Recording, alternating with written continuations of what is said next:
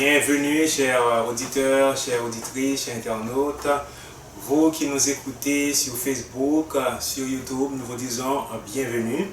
Ici avec vous, le ministère M3A Santé et Spiritualité. C'est notre deuxième vidéo pour la série. La série Vivre entre Genèse, chapitre 18 et chapitre 19. C'est le pasteur Jacques Lionel Guillaume qui va présenter l'étude ce soir, comme il l'a fait dans la première vidéo. Nous allons regarder Genèse, chapitre 18 et 19, plus dans le contexte du don prophétique. Alors, bonsoir, pasteur Jacques Lionel Guillaume, vous avez la parole. Bonsoir, Fouandel. Sans plus tarder, nous allons rentrer directement en matière. Donc, comme d'habitude, je salue à tous les spectateurs qui nous écoutent, nos frères et sœurs de l'Église adventiste du 7e jour et tous ceux qui nous écoutent des autres différentes dénominations. Ce soir, nous allons parler du don prophétique. Et je crois que Fouandel avait beaucoup de questions très intéressantes. Il voulait savoir si le don prophétique pouvait être donné à d'autres personnes, à qui le don prophétique était donné. Mais avant de rentrer en matière, ce que nous devons considérer, c'est que nous allons voir littéralement le verset 18 du chapitre, verset 17 du chapitre 18, dis-je. Alors, Genèse 18, verset 17, je vais demander au frère Andel de le lire pour nous. Genèse 18, verset 17. Ouais. Alors l'Éternel dit, cacherai-je à Abraham ce que je vais faire?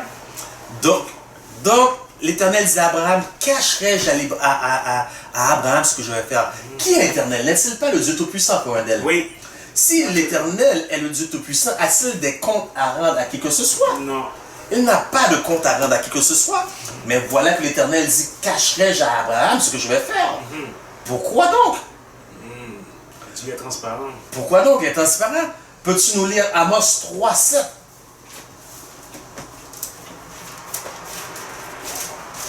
Amos 3:7. 3:7.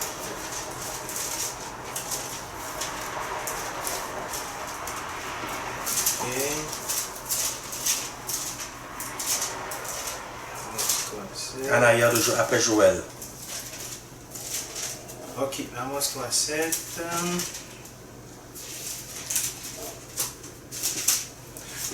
Car le Seigneur, l'Éternel, ne fait rien sans avoir révélé son secret à ses serviteurs, les prophètes. L'Éternel ne fait rien sans révéler ses secrets à ses serviteurs, les prophètes. Donc l'Éternel, avant d'agir, il nous dit toujours ce qu'il va faire. Cela s'appelle le don prophétique. Maintenant, la question que Poirandel posait avant que l'enregistrement débute, c'est que est-ce que ce don-là peut être donné à d'autres gens? Bien aimé, le don prophétique, je vais être clair avec vous, le don prophétique est donné uniquement selon Apocalypse chapitre 12 et chapitre 14 à ceux qui gardent les commandements de Jésus et qui ont la foi de Jésus. Lorsque nous parlons des commandements de Jésus, nous parlons de combien de commandements, Fouandel? Les 10 commandements. 10, pas 9? Non, 10 commandements. Le décalogue. 10 commandements. Donc, si je suis un chrétien fervent, sincère, et que je garde 9 commandements, parce que je refuse d'observer le 4e commandement, je suis sincère dans ma foi, j'observe le premier jour de la semaine comme jour d'adoration. Croyez-vous que Dieu puisse me donner le don prophétique? Non. Celui qui observe toute la loi mais pêche contre un seul devient coupable de tous. Donc, le don prophétique est donné au peuple, au peuple qui observe tous les commandements de Dieu. Mais à cela, vous serez prêts, certains seront prêts à dire un instant, pasteur Guillaume, ce n'est pas vrai. Ce n'est pas vrai puisqu'il y a des gens qui ont reçu des révélations qui n'observent pas le saint sabbat de l'Éternel. Il y a des gens qui ont reçu des révélations qui sont des adorateurs du Dieu soleil, tels que les dieux babyloniens.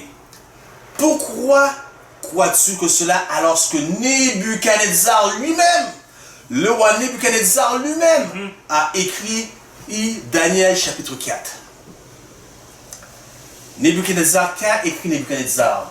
Nebuchadnezzar n'a pas écrit la révélation de Jésus-Christ, Car le don prophétique, c'est le témoignage de Jésus qui est l'esprit de prophétie. Apocalypse 19, verset 10. Nebuchadnezzar n'a pas écrit la révélation de Jésus-Christ, mais il témoigne de ce qu'il a vu et entendu par l'intermédiaire du prophète, comment? Daniel. Voilà pourquoi on a intégré cet écrit, le seul de ces écrits, dans le chapitre, dans le chapitre 4 du livre de Daniel. Okay. Donc, le don prophétique est uniquement à ceux qui gardent les commandements de Dieu et qui ont la foi en Jésus ou de Jésus. La foi de Jésus. La foi de Jésus. Donc, maintenant, pour comprendre ce que nous dit exactement le texte, nous devons lire peut-être un verset plus bas, je crois. Un verset plus bas, là je retourne à Genèse 18. Genèse 18. Quelques versets plus bas, dis-je. Donc on va simplifier le tout. Nous devons lire quelques versets plus bas pour comprendre le contexte. L'Éternel s'apprête à détruire Sodome et Gomorrhe. Cette destruction ne réside pas au fait que des gens prennent plaisir à des actes homosexuels, à l'homosexualité dans le temple, parce que le tout a débuté dans le temple. Laissez-moi vous expliquer. À Sodome et à Gomorrhe, il y avait l'adoration d'un faux dieu qu'on appelle le dieu Moloch. Il y avait un temple où on adorait Moloch. Et comme service de culte d'adoration au faux dieu Moloch, il y avait entre autres sacrifice humain, sacrifice d'enfants.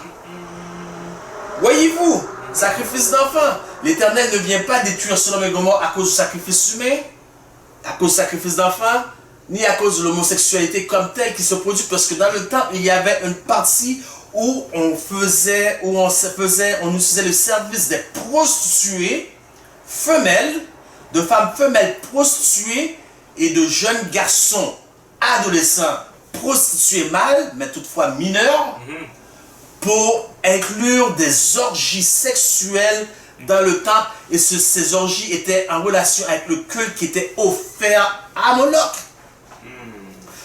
Dans ces orgies sexuelles, les femmes allaient parfois vers les femmes. Et presque souvent dans la majorité des cas, les femmes allaient vers les femmes. Et les hommes allaient vers les hommes. Et lorsqu'il n'y avait plus assez de prostituées mâles, mineurs, adolescents, les hommes faisaient leur acte entre eux autres, entre adorateurs de Moloch.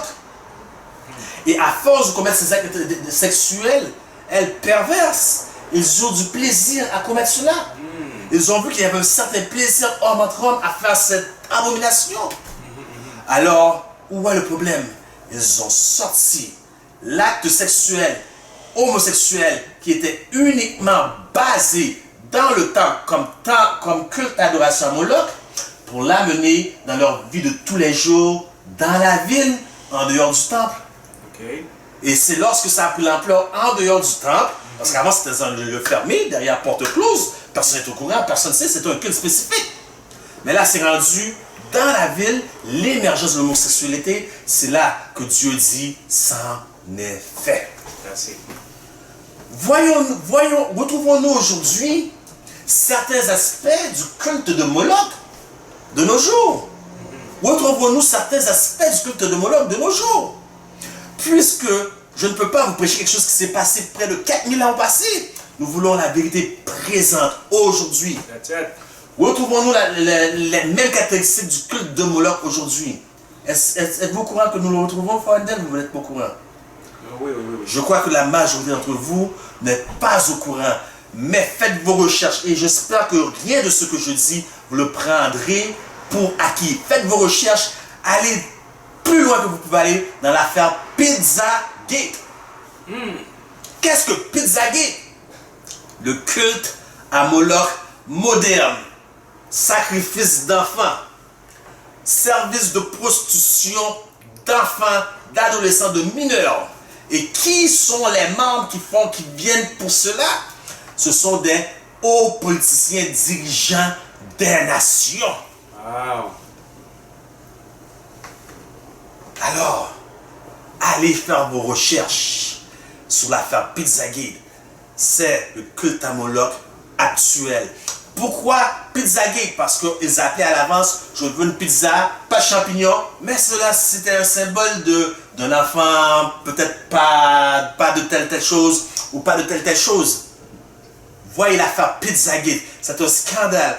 Et nous remercions aussi, bien que ces gens ne sont pas de la même foi que nous, bien que ces gens ne possèdent pas le don de prophétie, nous remercions Julian Assange et Amonte, Edward Snowden, qui ont pris toutes les fuites des informations gouvernementales qui les ont mis au grand public. Voilà pourquoi ces gens sont constamment traqués par les États-Unis d'Amérique. Ils en savent trop. Il faut les faire taire. Il faut les torturer, il faut les tuer. C'est ce que les États-Unis, les services secrets veulent. Parce qu'il y a trop de fuites d'informations aujourd'hui. Bien qu'il y ait une campagne de désinformation qui se fait sur le net, que ce soit dans les écoles, dans les livres d'histoire des écoles.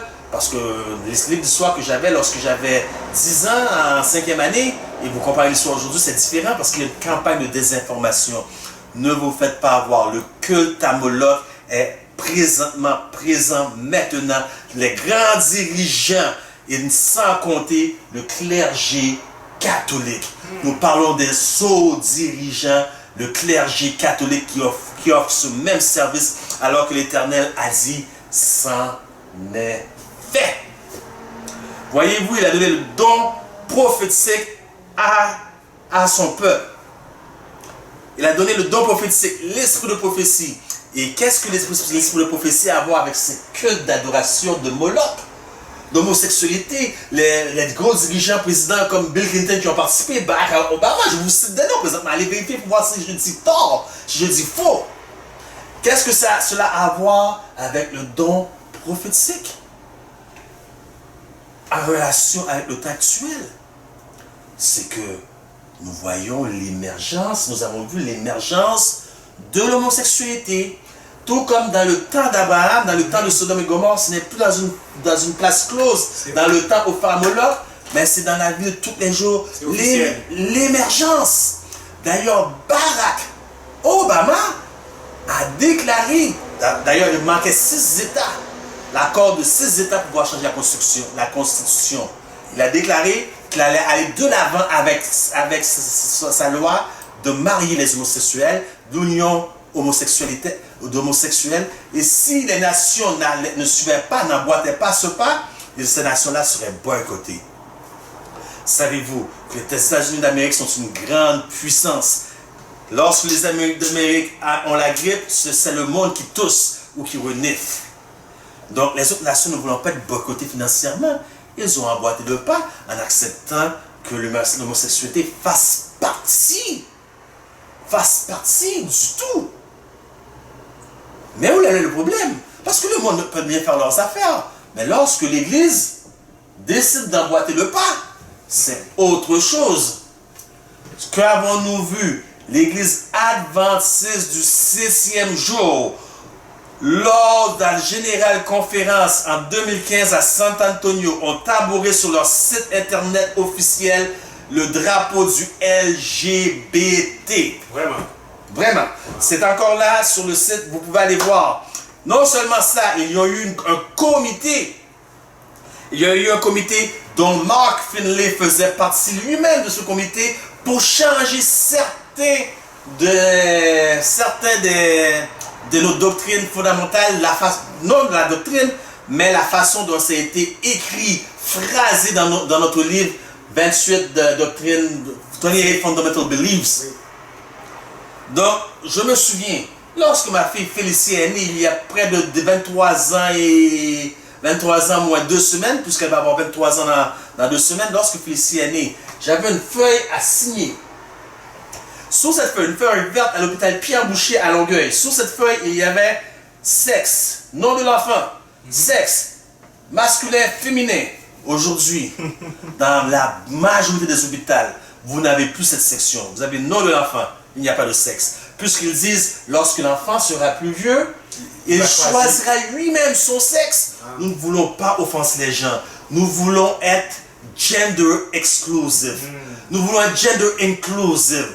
Et c'est là que le problème est rentré au sein de l'Église. On a pris la doctrine 18 sur le don prophétique donné à Ellen White. Et nous avons dit ça peut choquer. Nous allons être gender inclusive. On a pris l'ancienne statement, l'ancienne phrase, on l'a changée avec une nouvelle phrase. Et la nouvelle statement, la nouvelle phrase comme telle, déclaration, nous montre que Ellen White n'est rien d'autre qu'une simple suggestion et non une prophète. Voyez-vous que jusqu'où cela peut aller? Mais il n'y a rien de caché, puisque Ellen White elle-même avait prédit que cela se ferait. J'ai la citation pour vous et vous allez m'excuser, il est arrivé quelques problèmes, il y a toujours des problèmes parfois dans la vie, parfois Satan lui-même ne veut pas que les messages sortent. J'ai la citation, mais la citation est en espagnol, mais je vais vous la donner. El último engaño de Satanás se hará para que no se tenga efecto el testimonio del Espíritu de Dios.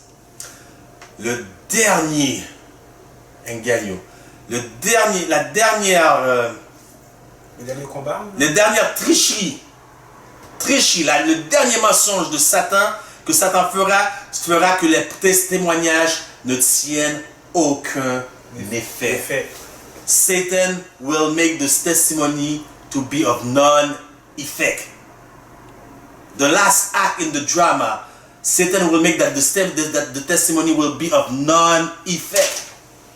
RS, premier, page 54-55.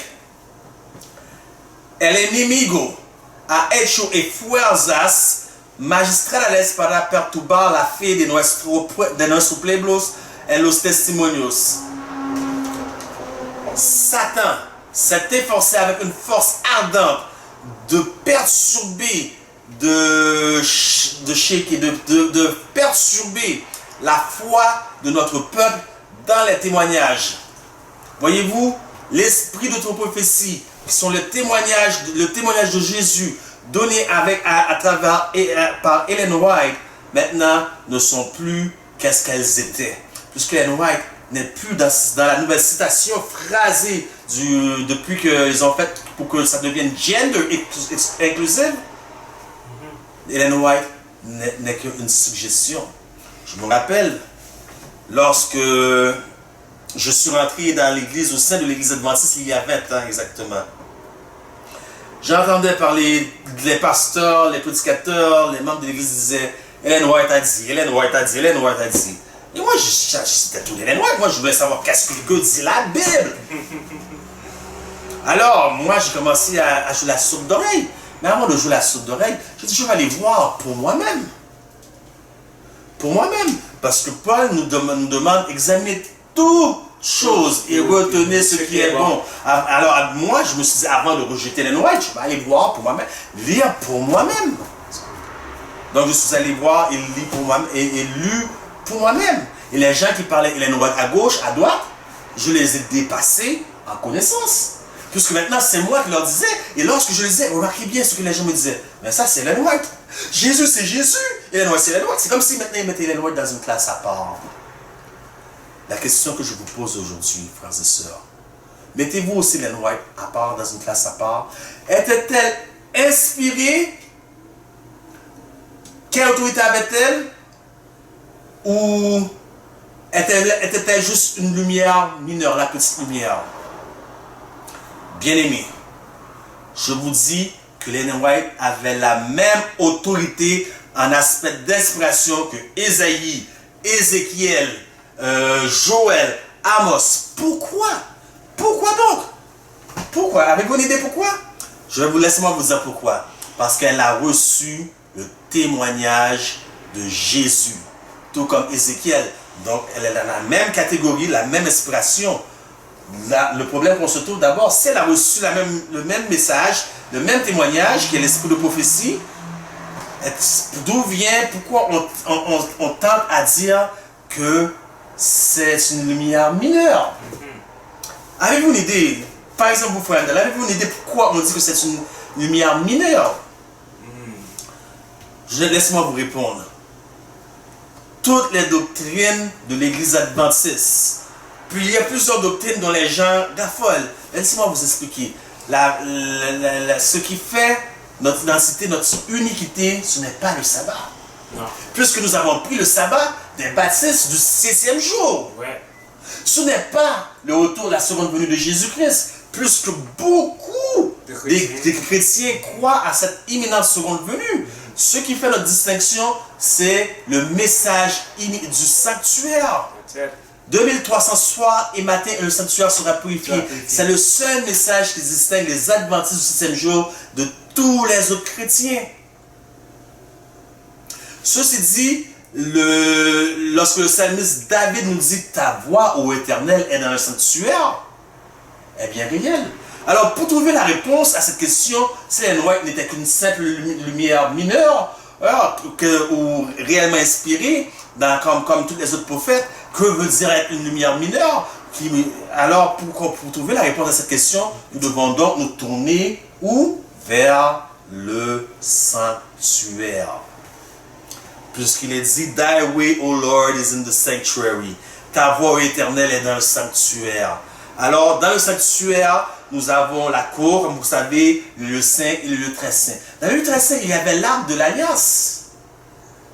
Qu'est-ce qu'il y avait à l'intérieur de l'arc de l'alliance? De la manne, le bâton d'Aaron qui avait fleuri et les témoignages.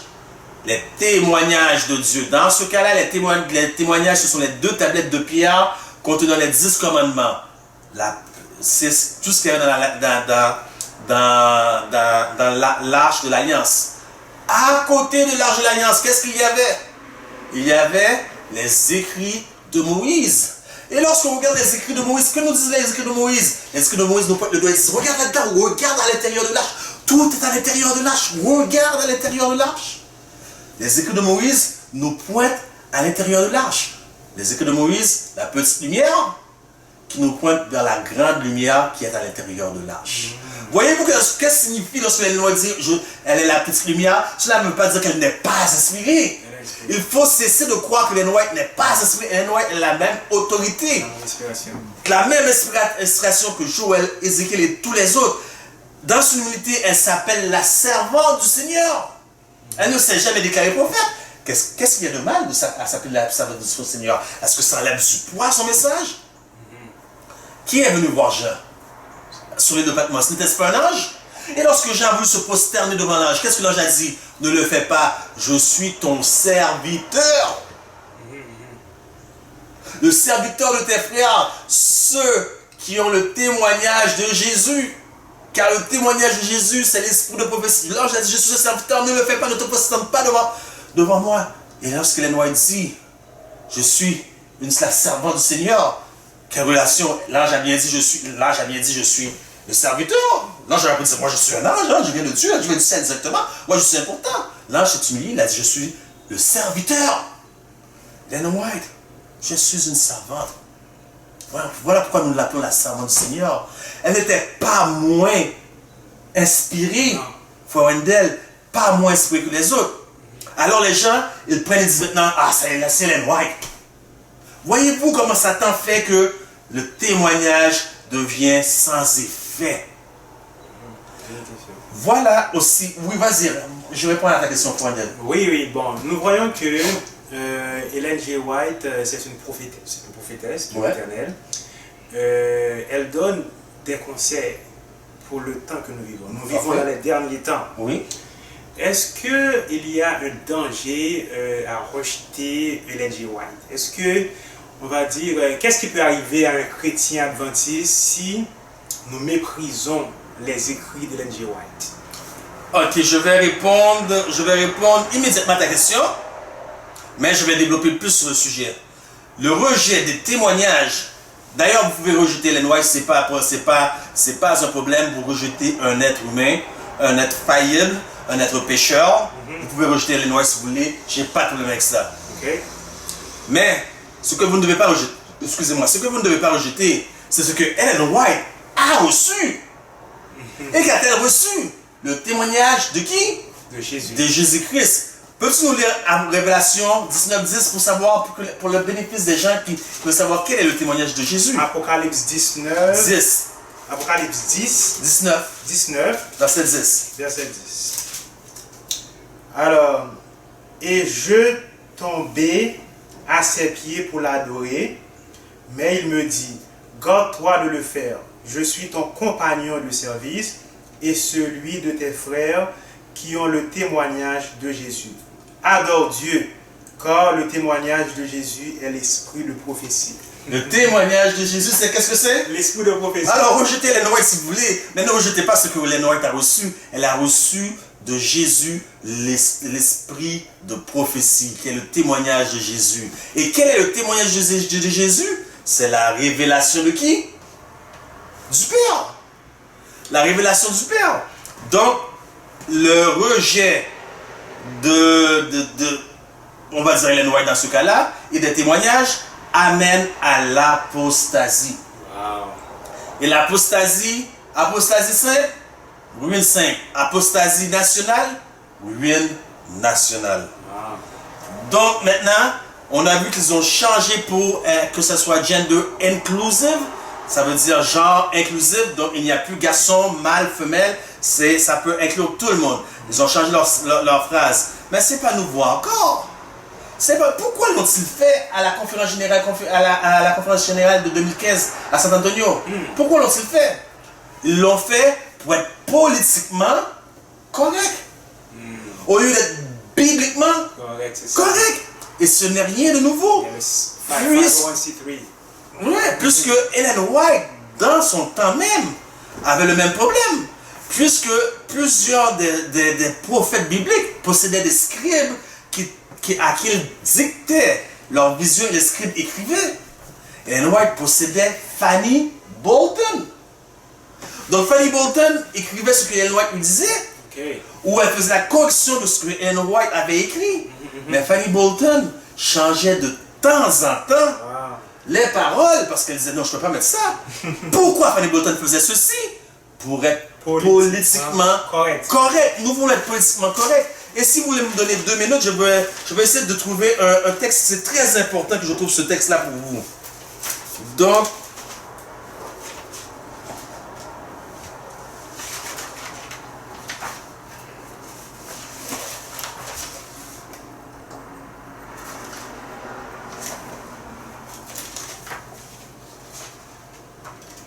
Donc, semble-t-il que je n'ai pas la citation sur la main. Et si je ne me trompe pas, c'est encore une fois Dr. Alan Stump. Non, je sais qu'il y a une vidéo qui a été faite précédemment et j'ai cité le Dr. Alan Stump avec 160 ans de christologie dans le fondement de notre foi. Donc vous devez dire, pourquoi cite-t-il continuellement Alan Stump? Non, j'aimerais vous dire que je ne suis pas en train de faire de la publicité pour le Dr. Alan Stump. D'ailleurs, le Dr. Alan Stump ne me connaît même pas.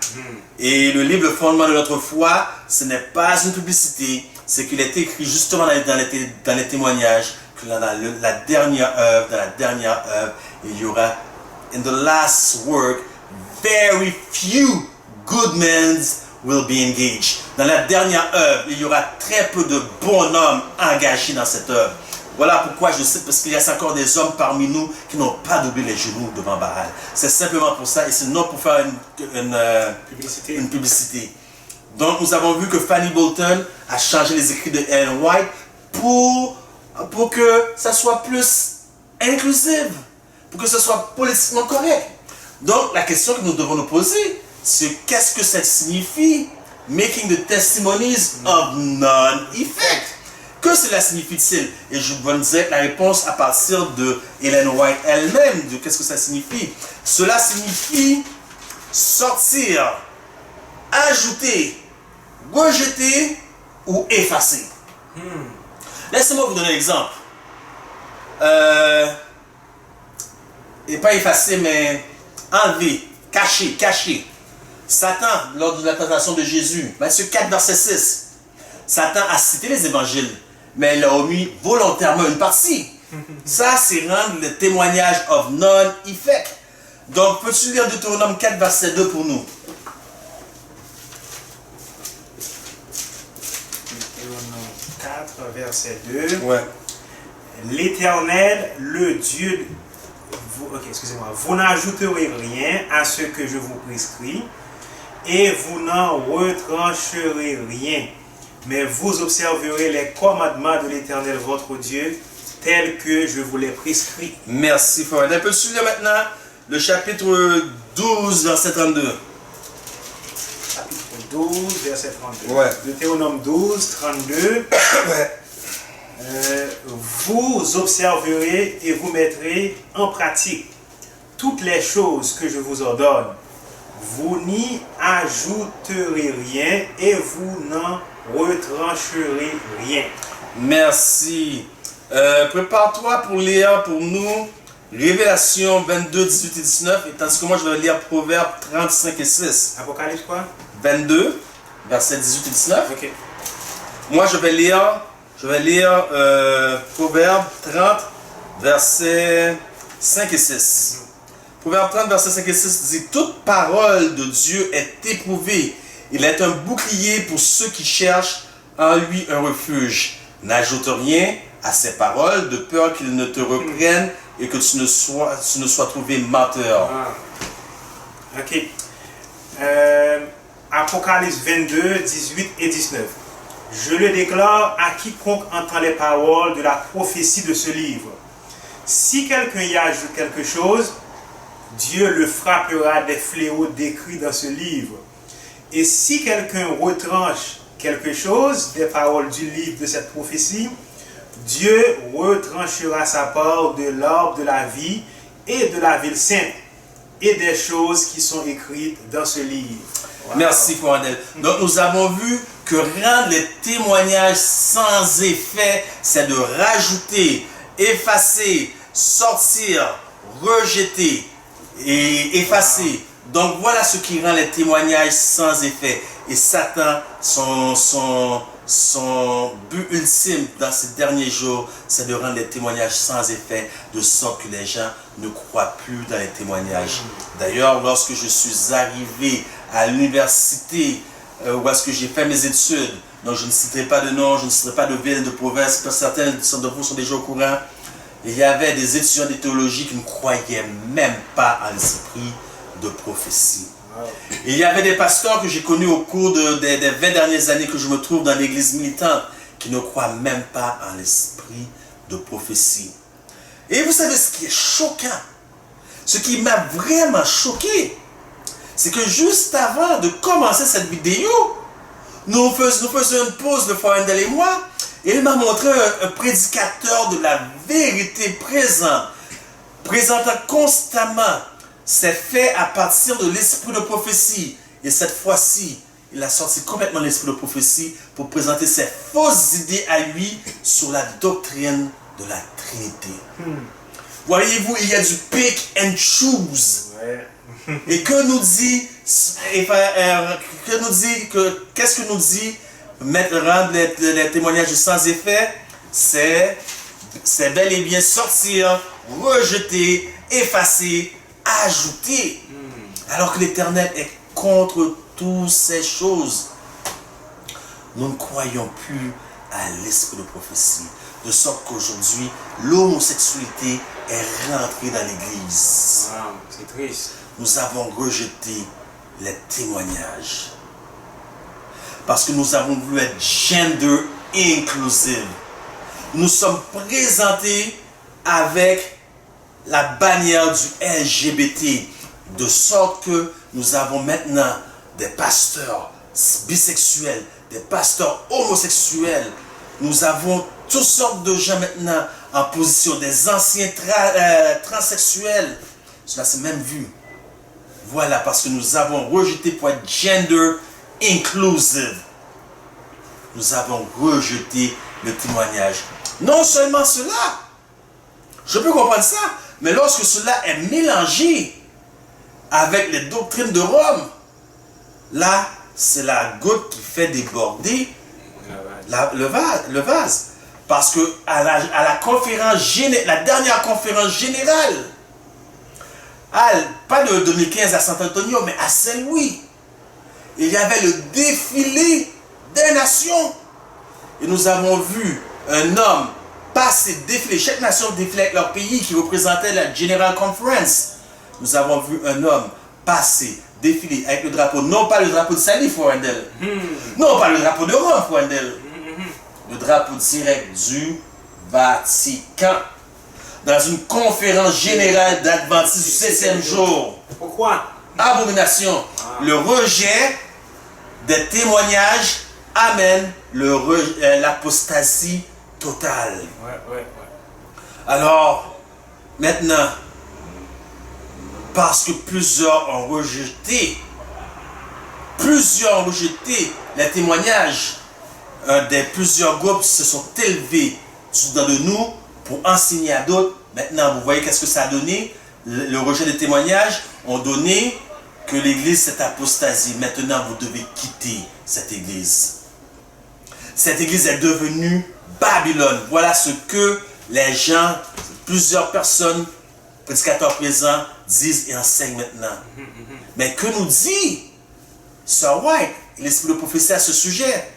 Tous ceux qui viennent, portent levant la voix pour dire que l'église est Babylone, ne portent un message qui ne vient pas de Dieu, qui n'a pas le sceau, l'approbation de Dieu. Ces hommes-là, comme nous dit Ellen White, seraient beaucoup mieux de rester à la maison et se taire. Bien-aimés, le message est clair. Nous sommes l'église militante qui va devenir l'église triomphante.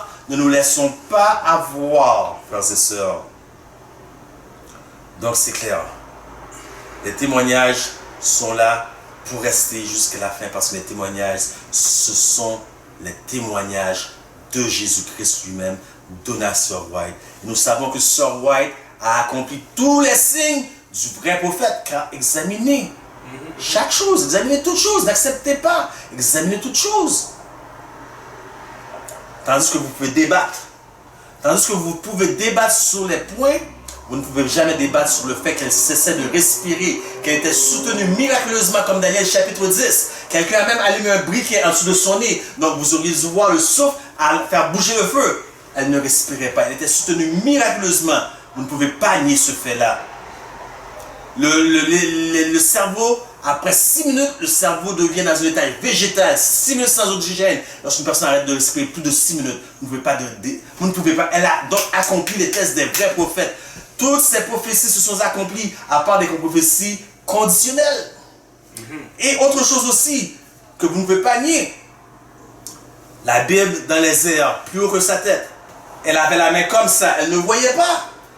Les gens disaient, Ellen White, elle était malade lorsque les jeunes, elle a tombé sur la tête, donc elle a tombé sur le coucou. Mais elle a levé la Bible haut comme ça. Elle disait, et quelqu'un est monté sur un piédestal, il a regardé tous les versets. Les pages tournaient tout seules. Elle avait le vrai texte, le verset, elle le citait. Impossible. Je connais ma Bible, mais je ne peux pas vous dire que ici c'est telle chose. C'est impossible. Il fallait être soutenu d'une façon spécifique. Maintenant, l'autre point qui fait que les témoignages sont de non-effet, comme Satan le veut dans le dernier acte de son jeu, c'est de faire que des anciens adventistes ou des adventistes non convertis viennent dire des choses qui ne devraient pas être dites pour secouer la foi de plusieurs. L'une de ces choses, Forandel, c'est la franc-maçonnerie chez les adventistes et spécialement au niveau de Ellen White. Okay. Étiez-vous au courant, Forandel? Oui, j'étais au courant. Pourquoi disent-ils cela? À cause de la pierre tombale d'où se trouve Ellen White. Vous voyez comment l'ennemi joue un jeu terrible à cause de sa pierre tombale. Qu'avait-il sur la pierre de tombale de Ellen White? Un obélix. Que représente l'obélix? Nimrod fut assassiné et son antagoniste envoya les différents morceaux du corps de Nimrod à sa femme Sémiramis. Dans tous les morceaux, il manquait un morceau, le membre reproducteur de l'homme. Mais sa femme, elle dit au peuple, Nimrod est parti au soleil. Avec le temps, Nimrod est devenu le dieu Baal, le dieu du soleil. Okay? Mais ce n'est pas le sujet présentement. Il manquait l'hormone reproducteur. Le dieu, l'hormone reproducteur qui représente l'obélix. Rome. Le Vatican, lorsque vous regardez la structure, il y a un grand obélix. Washington, il y a un grand obélix. Tout cela est l'objet de construction de francs-maçons. Alors on dit que Ellen White, écoutez comment on essaie de vous faire secouer votre foi dans les témoignages. On dit que Ellen White était, à cause de l'obélix sous sa tombe, ce qui est vrai, était dans la franc-maçonnerie. Alors l'église adventiste a un lien avec le satanisme. Bien aimé, il faut prendre chaque chose dans son contexte. Combien d'entre vous saviez que Ellen White possédait des dettes et qu'elle s'était appauvrie et que lors de ce funérailles, en dépit de ce testament et tout, il n'y avait pas assez d'argent pour les dirigeants de lui faire un funérail digne. Alors avec le peu d'argent que les dirigeants avaient, ils ont trouvé que le monument le moins cher qui était un obélix. Mais Ellen White n'a eu aucun lien avec la franc-maçon. Cessez d'écouter ce qui se dit sur YouTube sur les Adventistes du 7e jour, parce que les Adventistes du 7e jour, c'est le peuple remnant, le peuple restant, l'église du reste de Dieu. C'est le peuple qui n'a pas doublé les genoux, qui possède le dernier message pour un monde déchu. Ce dernier message, c'est l'amour de Jésus, l'amour de Dieu qui a donné son Fils unique pour tous et chacun, et qui va revenir, qu'il y a un jugement présentement pour ceux qui se disent chrétiens et qui va bientôt revenir. Le retour de Jésus est imminent et nous appelle à nous préparer par la santé, par toutes sortes de moyens. Il nous appelle à nous préparer pour être ensemble avec lui pour le temps et l'éternité. Et lorsque nous serons là avec lui pour le temps et l'éternité, et nous regardons ce qui se passe dehors, les événements comme COVID-19, les événements comme George Floyd, toutes les affaires, abominations que nous voyons, et nous regarderons toutes ces choses-là qui nous ont affectés. Lorsque nous serons au ciel, en regardant cela, nous dirons: le ciel m'a été si peu coûteux. Heaven was cheap enough. Comme Paul le dit. Comme Paul le dit, ce sont des choses qui ne sont même pas montées au cœur des hommes. En d'autres mots, je vois foi Handel au ciel, que j'étais occupé pendant le millénium, mais après, le Nouvelle Jérusalem descend, et là, je reprends foi Handel, et je dis: foi Handel, je ne savais même pas que tu étais là. Et foi Handel me dit: je viens de passer 999 trillions d'années chez Abraham. Qu'est-ce que c'est que 49 ans de souffrance? N'est-ce pas un clin d'œil? Voilà l'amour de Dieu. Il promet un monde meilleur. Il promet une vie meilleure. Il y a des plans fabuleux pour nous. Mais vous devez sortir de Babylone. Et Babylone, ce n'est pas les adventistes. Cessez d'écouter tout ce qui se dit sur les réseaux, sur les médias sociaux. Certes, il y a eu de l'infiltration dedans de nous parce que Satan n'a pas pu nous détruire de l'extérieur. Il a essayé par l'intérieur. Tout ça afin que vous perdiez espoir, espérance, plutôt confiance, dis-je, dans le témoignage de Jésus lui-même, donné au travers d'Ellen White, qui est l'esprit de prophétie. Et si vous voulez, tandis que je le livre avec moi présentement, si vous voulez l'un des meilleurs livres que je peux vous suggérer, c'est La Grande Controverse, la tragédie des siècles, écrit par Ellen White, ce qui explique tout le passé, le présent et le futur à venir. Vous ne pouvez pas manquer une telle lecture. Alors, bien aimé, c'est tout ce que j'avais pour vous. Est-ce que Fouadel a d'autres questions? Pas vraiment, je n'ai pas de questions. Alors, nous allons terminer par une courte prière. Nous allons vous inviter à couvrir la tête. Éternel, notre Dieu, notre Père, nous te remercions pour tes messages, pour t'avoir révélé à nous, Seigneur. Tu n'es pas obligé de te révéler à nous, mais tu as voulu te révéler à nous afin que nous puissions nous préparer pour ta seconde venue, afin que nous puissions nous préparer aussi pour les jours que nous vivons chaque jour, quotidiennement en ta présence, pour avoir une meilleure vie, une meilleure santé, être meilleur dans tous les aspects de notre vie, afin que ton nom puisse être glorifié avant tout. Nous mettons le peuple devant toi, adventistes aujourd'hui devant toi, ceux qui sont dans l'ignorance, ceux qui ne savaient pas certaines choses, afin que le message n'ait pas été prêché en vain. Et nous mettons aussi nos amis qui nous écoutent des autres dénominations, qui sont encore dans la vallée de la décision, qui nous ont visités à plusieurs reprises, les adventistes, mais qui ont vu tellement de choses au milieu de nous qu'ils ne savent pas vraiment. Nous t'invitons, Seigneur, que ton esprit fasse œuvre qui vaille au-dedans de notre cœur, pour ta gloire et pour ton honneur, car tout cela nous te le demandons par les mérites de ton Fils Jésus-Christ, notre Seigneur et Sauveur. À lui soit l'honneur, la gloire et la puissance au siècle des siècles. Amen. Amen, amen, amen.